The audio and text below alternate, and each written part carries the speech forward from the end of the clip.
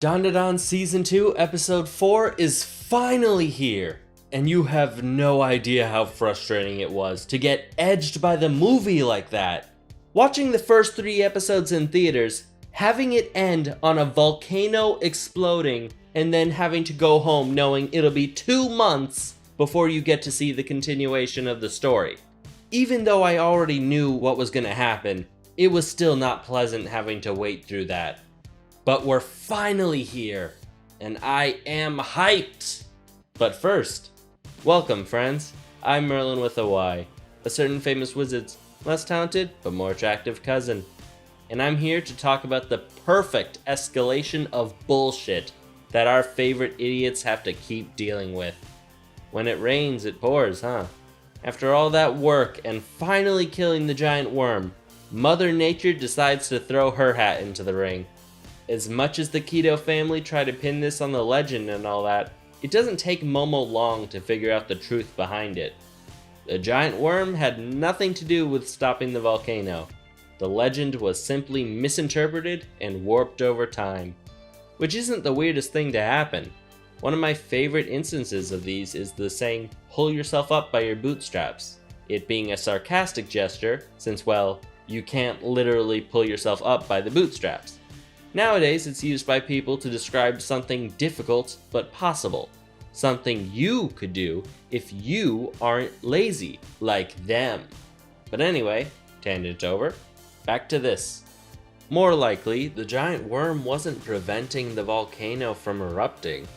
If anything, it probably made it more likely to happen with all of its thrashing and burrowing as it tried to kill our main trio. The geyser was nature's warning, and no one noticed. And with the realization of the truth of the legend, Momo has a new plan. A crazy and weird plan that is just another reason why I love her. She's basically giving the deceased giant worm a geyser enema, and since worms are built like a tube, it ends up coming out the other side. This is completely disgusting, but as a plan, this is genius. I will say this though, watching this, I realize I might have a dirty mind, because this reminds me of something. I know this is protecting the village and all that, but after seeing this, I think I'd have to move.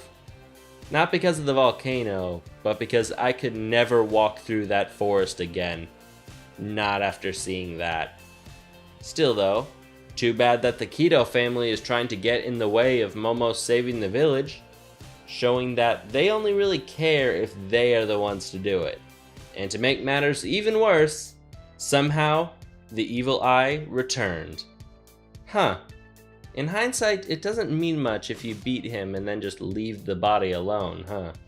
He's eventually just gonna wake up and go back to killing people.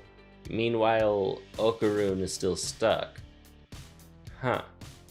And I'm gonna be honest, during this whole 3v1, all I can think is, I know Momo doesn't want Jiji to be a murderer, but I feel like for the Ketos, we can make an exception, right?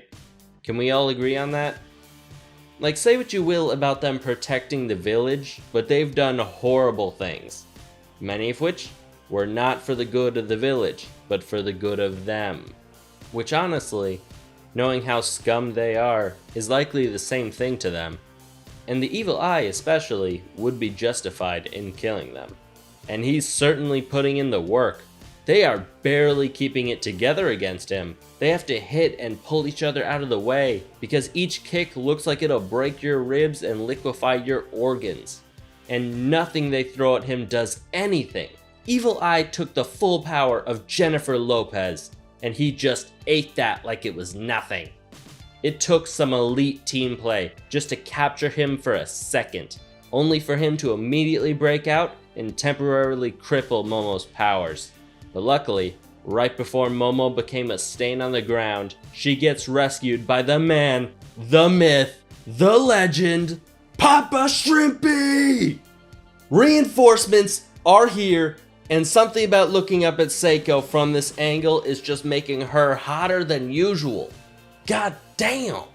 I know it's taking her forever to get down, but I'm not complaining. Though I will admit the Chiquita noise is kind of annoying. I do find it hilarious though that Seiko got to ride a UFO before Okarun, and she'll probably still say that aliens aren't real. But anyway, shit is getting real.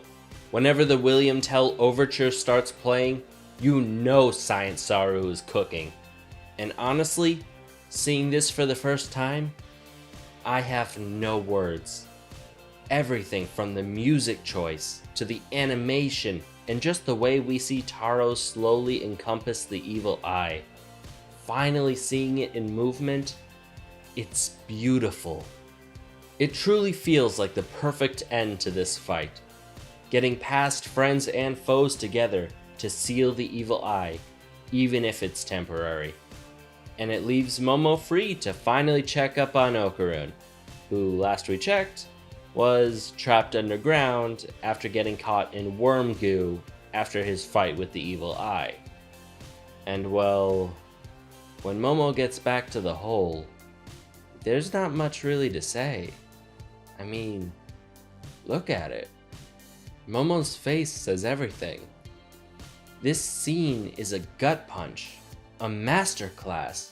From Shion Wakayama's incredible and emotional voice delivery, the music, and Momo's complete denial over the very idea that Okarun could be gone. And luckily, she's right. Protected by the worm's goo and pulled out of the lava by the UFO, Okarun and Turbo Granny are alive. Heavily burned, but alive. And these two are finally together again. Their relationship is amazing. Even though it's just a hug, you can really feel the relief and the care. There is so much left unsaid, so much that they don't need to say. There's more emotion and intimacy in this single hug than in an entire season of some so-called romance anime. I'm sure there's more to say, but I feel like it's best to keep it shorter and sweeter. I can't wait for the next episode, and I'm sure it's the same for you. But let me know what you think. Thank you so much for watching till the end. Please like, comment your thoughts, and subscribe. I'm going to be covering each episode of Dandadan Season 2 as it comes out, and I hope you'll join me for the ride. Or at least check out some of my other videos. You might find something you'll like. I'm Merlin with a Y, and thank you for listening to this old man ramble.